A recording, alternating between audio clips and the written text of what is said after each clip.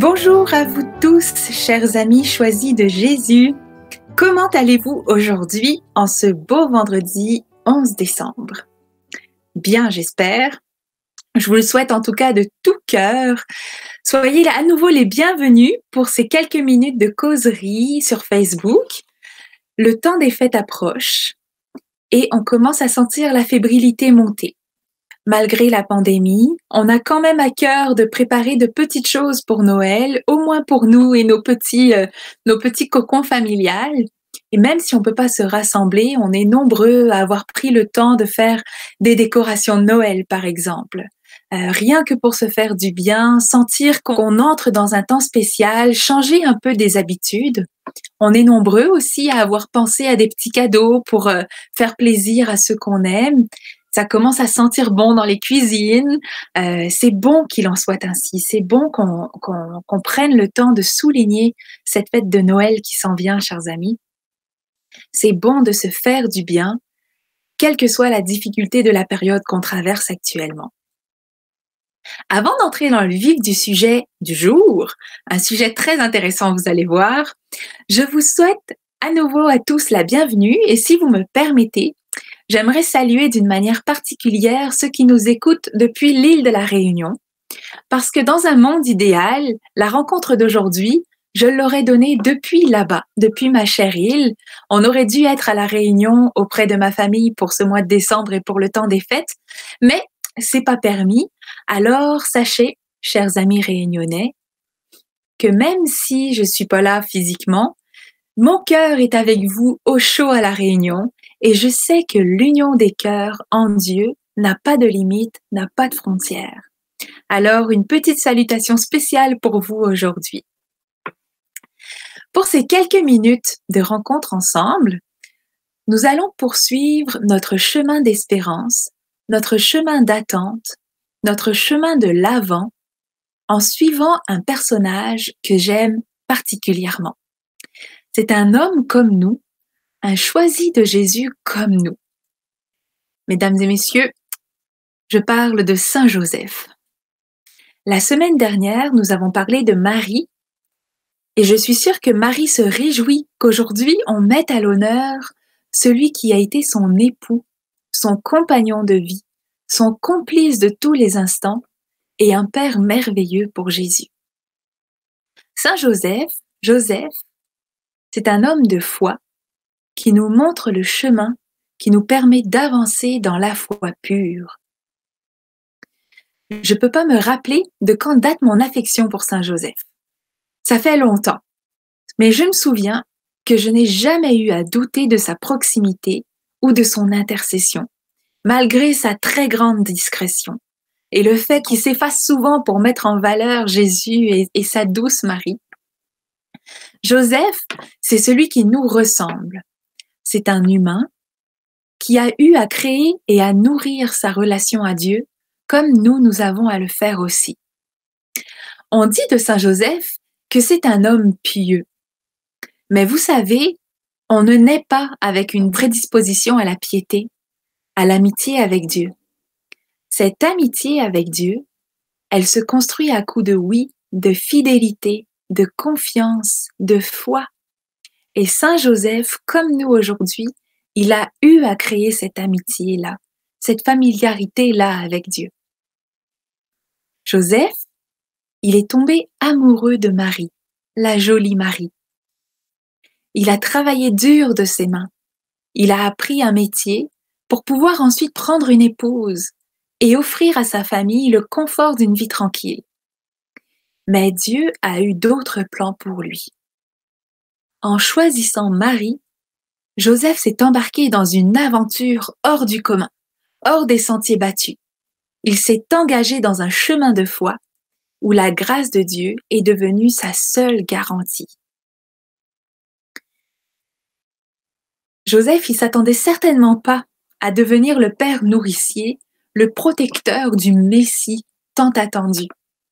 Il pensait sûrement mener une petite vie tranquille, travailler pour nourrir sa famille, épouser Marie, avoir plusieurs enfants à qui enseigner son métier, à qui transmettre sa foi en Dieu. En fait, on le connaît bien peu, Joseph. mais on l'imagine semblable à nous.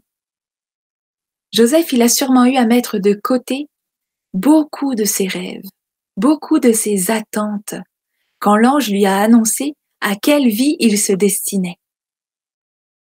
Joseph a certainement eu aussi à faire de grands sacrifices dans sa vie, mais il les a acceptés, parce qu'il savait qu'il faisait partie d'un dessein plus grand que ses desseins humains.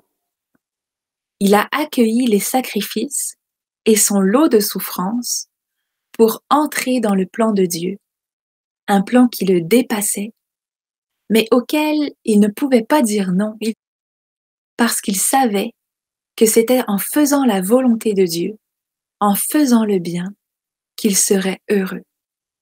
Comme nous aussi, nous savons que c'est en faisant la volonté de Dieu, en vivant de son plan de Dieu, en faisant le bien, qu'on est heureux. Dieu a choisi Saint Joseph.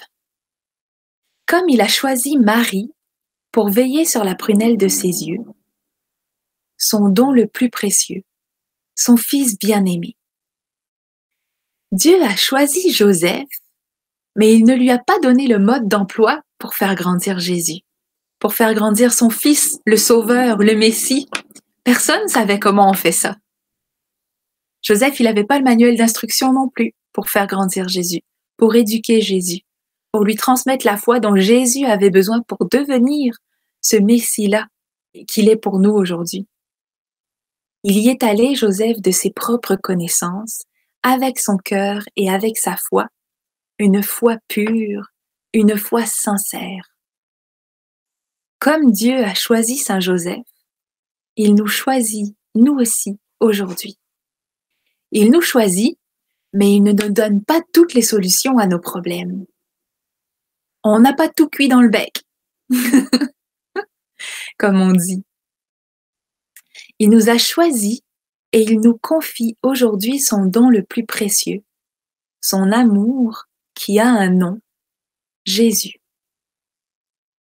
Et il attend de nous que nous avancions dans la foi pure, une foi sincère, une foi fidèle. Sur ce chemin, Dieu nous donne Saint Joseph comme modèle, parce qu'il sait que Saint Joseph peut nous apprendre beaucoup, et surtout, Saint Joseph peut intercéder pour nous. Je crois que Saint Joseph a beaucoup de poids sur le cœur de Dieu. Alors n'hésitons pas à faire appel à ce bon ami, à ce bon Père. Et j'ai envie de vous demander, chers amis, pourquoi priez-vous Saint Joseph? Que lui demandez-vous quand vous faites appel à lui? Je vous partage, pour ma part, quelques expériences vécues avec Saint Joseph.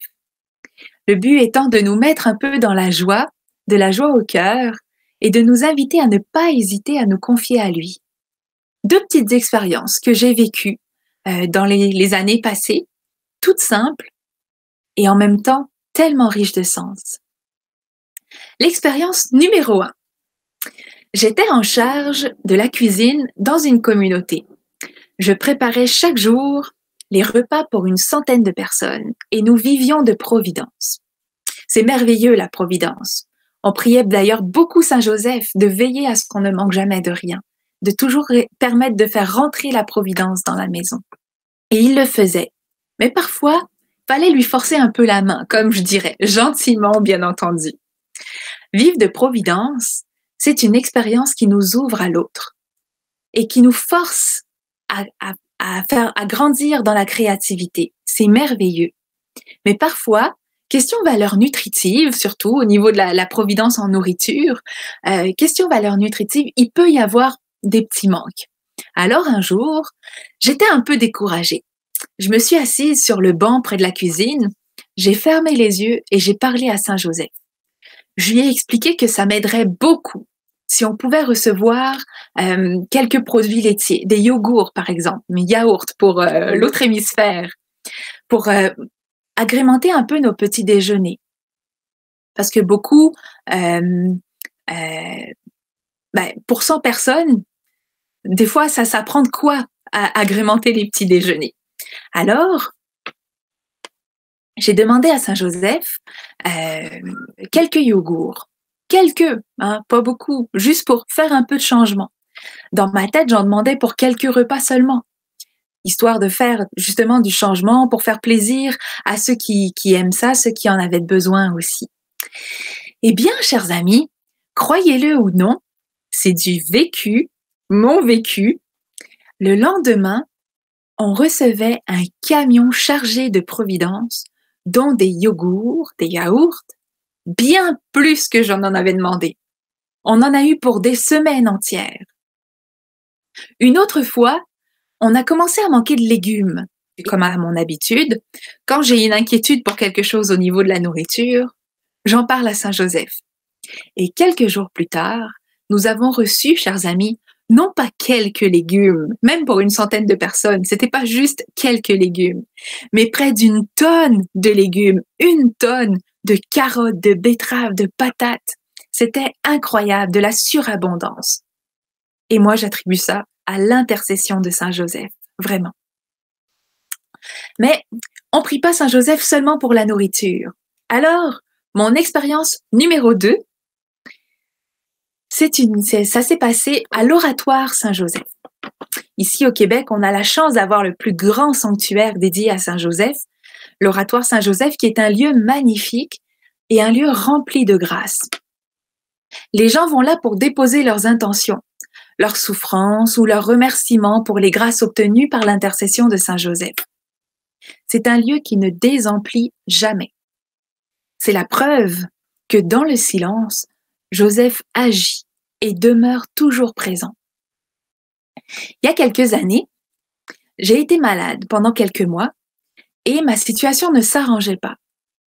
Lors d'un passage à Montréal, on est allé à la messe à l'Oratoire Saint-Joseph. Je portais beaucoup d'intentions dans mon cœur, des situations difficiles que d'autres gens m'avaient confiées et que je voulais déposer dans le cœur de mon bon ami Saint-Joseph. Alors, j'ai prié pour toutes ces personnes en difficulté et j'ai ressenti dans mon cœur cette certitude que Saint Joseph prenait tout ça en charge, plus encore que ce que je lui demandais. C'était comme s'il me disait, ce que tu demandes pour les autres, tu le reçois aussi pour toi. Et par la suite, j'ai pris du mieux dans ma santé et bien des situations que je lui avais confiées se sont finalement réglées. Saint Joseph, il est discret. On parle peu de lui. Nancy me disait tout à l'heure le grand oublié Saint Joseph. Mais il est là, il intercède pour nous auprès de Dieu. Et ça, c'est une certitude. Tout ça pour dire, chers amis, que les difficultés qu'on peut rencontrer ne doivent pas nous faire reculer. Saint Joseph nous apprend que nous devons, comme lui, avancer dans la foi pure. Et c'est d'ailleurs ce qu'il nous dit dans un message que je vais vous lire, le message numéro 23 du volume 2. C'est Saint Joseph qui s'adresse à Léandre, mais en fait, il s'adresse à chacun de nous. On l'a déjà lu dans un autre contexte, ce message, il y a quelques semaines, mais là, je vous le lis au complet. C'est vraiment Saint Joseph qui nous parle. Alors, il dit Léandre, mais entendons chacun notre prénom. Petit enfant chéri du Père et de Jésus, j'ai entendu ta demande et j'intercède pour toi. Il est important que tu saches que le fait de rencontrer des difficultés sur la terre ne signifie pas que Dieu t'a abandonné. Au contraire, regarde les difficultés que nous avons rencontrées, Marie et moi, alors que Jésus était toujours avec nous. Regarde les difficultés que Jésus lui-même a vécues. Regarde les difficultés des saints, des saintes. Tous, sans exception, ont eu à vivre des difficultés. Pourquoi en serait-il autrement pour toi? C'est à travers les difficultés et les souffrances que l'on peut découvrir nos limites, nos faiblesses, notre impuissance. C'est ce qui nous garde dans notre petitesse et qui nous oblige à tout attendre du Père. Tu as travaillé toute ta vie en mettant ta sécurité dans des biens matériels et tu vis dans un milieu où les biens matériels sont très valorisés. Dans ce grand passage qui t'est demandé par le Père, tu as à mettre ta confiance en lui, toute ta confiance en lui. Il est grand le combat à l'intérieur de toi, c'est également là que s'exercent tes choix. Tu n'as rien à craindre de donner au Père toute ta confiance. Tu lui as donné tes oui. Il faut que les attaches se coupent les unes après les autres. Il s'agit d'un long processus qui ne s'opère pas sans douleur. Pour cette grande traversée, parfois houleuse et douloureuse, le Père a mis à tes côtés plusieurs anges, et les saints et saintes sont toujours tous disposés à t'aider afin de te soutenir dans la foi pour te conduire à bon port. Comme un tout petit, apprends à te laisser conduire. Continue à avancer dans la foi pure. C'est le chemin que le Père a choisi pour toi. C'est celui qui te conduit à l'amour. Parce que l'amour t'aime, tu deviens l'amour. Du haut du ciel, nous sommes nombreux à te regarder avancer et à t'accompagner. Nous te protégeons et nous t'aimons. Saint Joseph.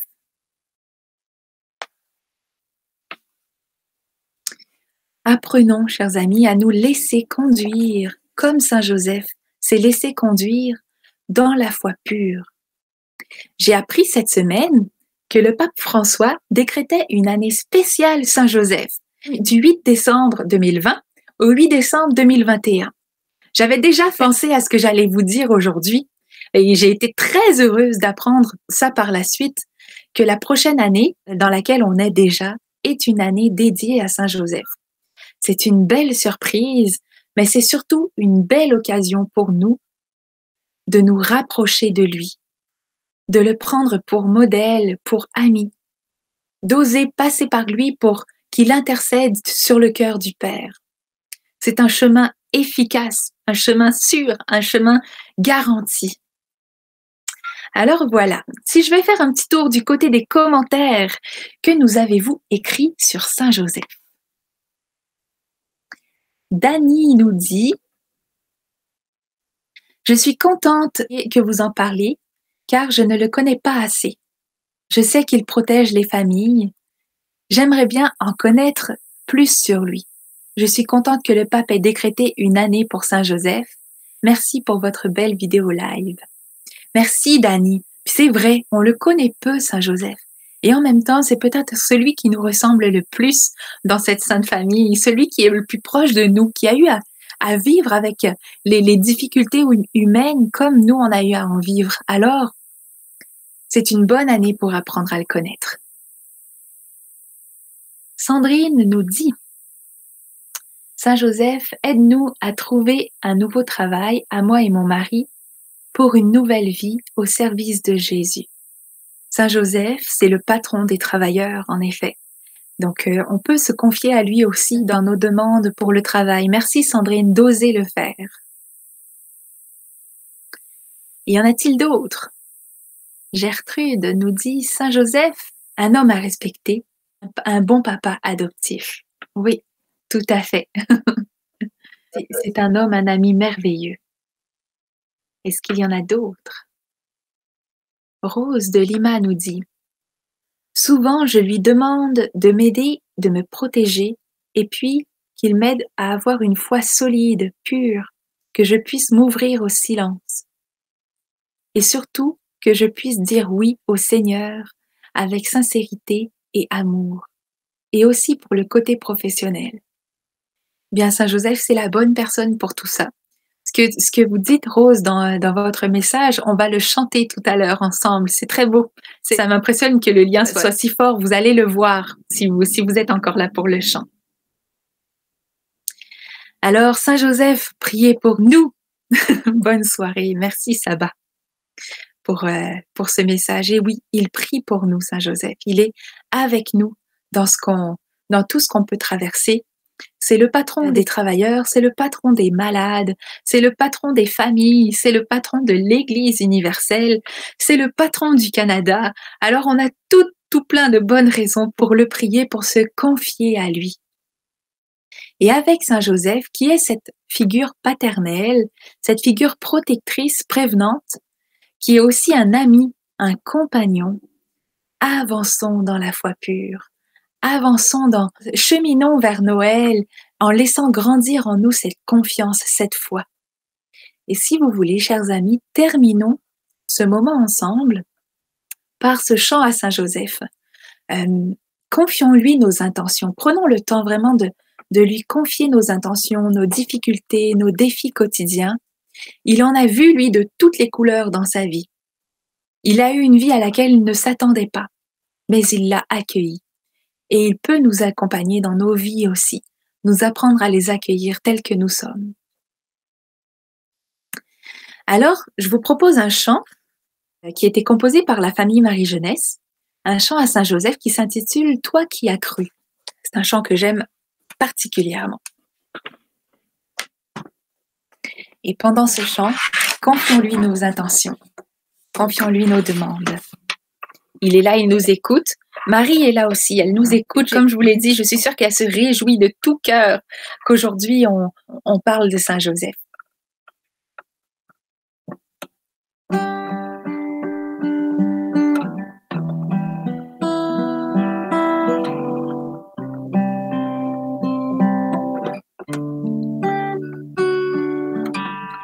Dans le silence de la parole, Joseph construit le royaume. Dans le silence de la parole, Joseph construit le royaume. Devant le Verbe fait chair, lui donnant tous ses rêves, il devient présence des béatitudes. Toi qui as cru, Joseph, époux de Marie, toi qui as cru, Joseph, époux de Marie. Homme fidèle, au cœur docile, Joseph, nous suivons ta vie.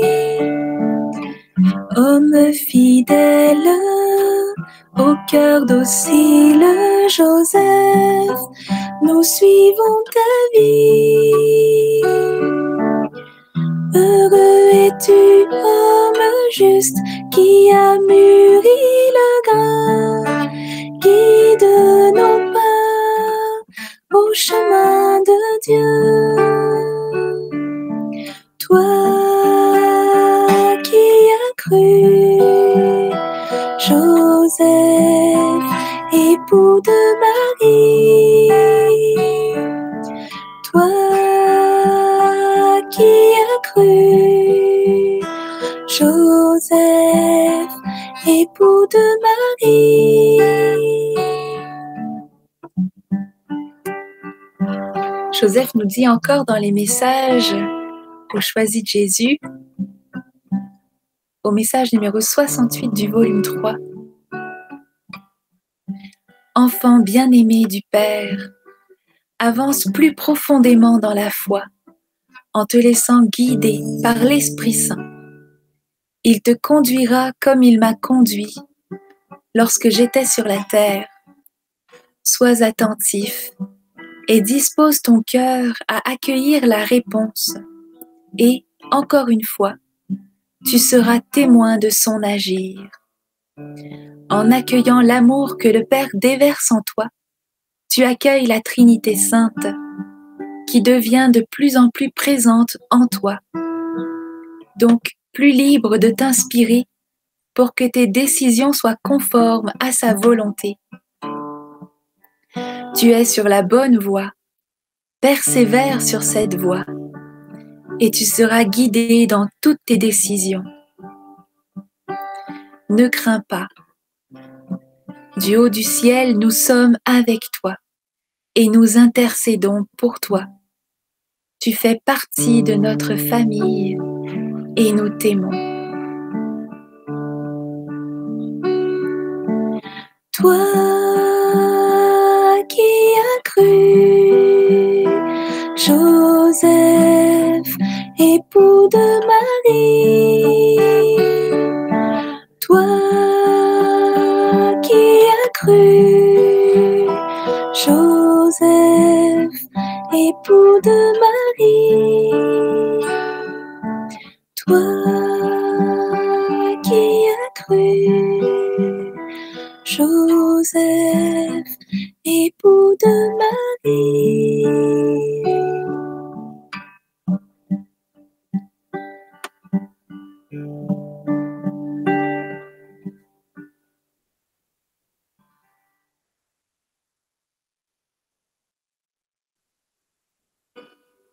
Je vois que plusieurs d'entre vous ont déposé des intentions de prière dans les commentaires.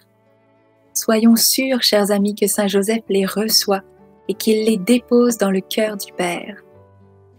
Merci à chacun pour ce moment passé ensemble. J'espère que ça vous a nourri, que ça vous a fait du bien au cœur. Merci de nous suivre fidèlement chaque jour, chaque semaine.